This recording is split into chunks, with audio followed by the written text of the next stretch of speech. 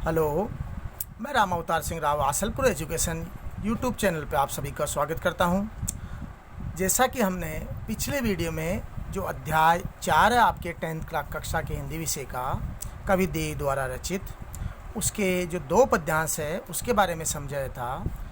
इस वीडियो में हम जो तीसरा पद्यांश है आपके अध्याय 4 का कवि देव द्वारा रचित उसके बारे में पढ़ेंगे।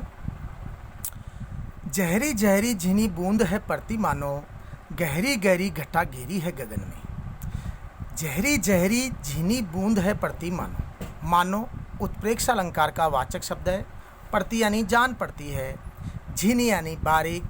जहरी जहरी झरझर के यानी झड़ती झड़ती, जैसे पानी के जो बूंदें होती है वो झड़ती है, उसको जहरी जहरी माना है कि वर्षा ऋतु का मौसम है और जो पानी की बूंदें हैं वो बिल्कुल बारीक बारीक है। झिनी का मतलब बिल्कुल बारीक है, महीन है, और झरझर वो नीचे धरती पे गिर रही है, गिरती पड़ती दिखाई दे रही है।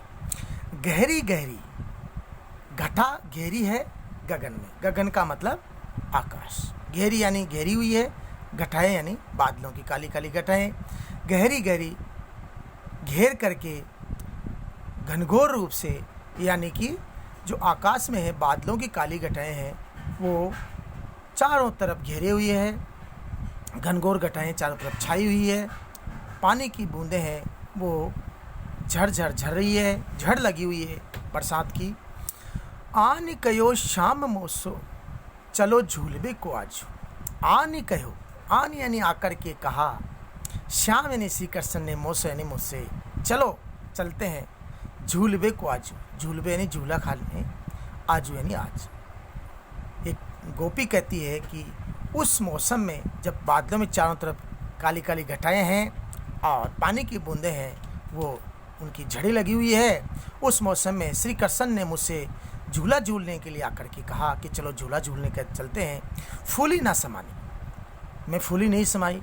अत्यधिक प्रसन्न हुई श्री कृष्ण की बात सुन करके, और भई यानी हो गई, ऐसी हो यानी ऐसी, मगन यानी मस्त, प्रसन्न चित्त यानी फूली ना समाई। ऐसी बात सुनकर मैं अत्यधिक प्रसन्न हुई और मन ही मन उल्लास और हर्ष की भावना उत्पन्न हुई।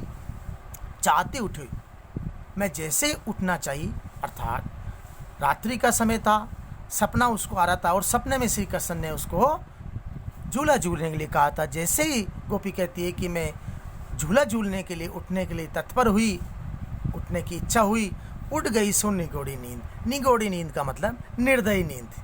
जो निगोड़ी नींद यानी नींद जो निर्दयी थी, ऐसी निर्दयी क्यों कहा है? क्योंकि उसको दया भी नहीं आई कि इतने अच्छे स्वप्न में वो मेरे को जगा दिया उसने, और जगाने पर क्या हुआ, वो निर्दयी क्यों हुई?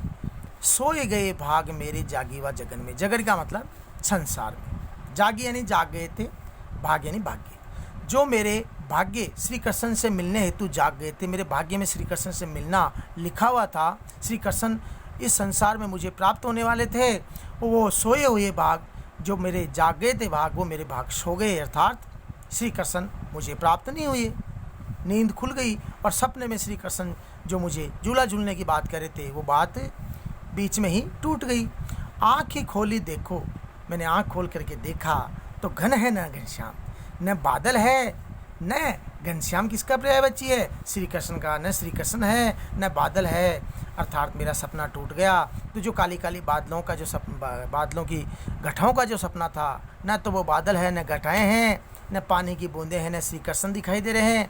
वे छाई बूंदें मेरे आंसू हुए दरगन में, अर्थात दरगन यानी आँखों में आंसू हो गए, और छाई बूंदें अर्थात उन पानी की बूंदों के स्थान पर मेरी आंखों में से क्या निकलने लगे? आंसू निकलने लगे।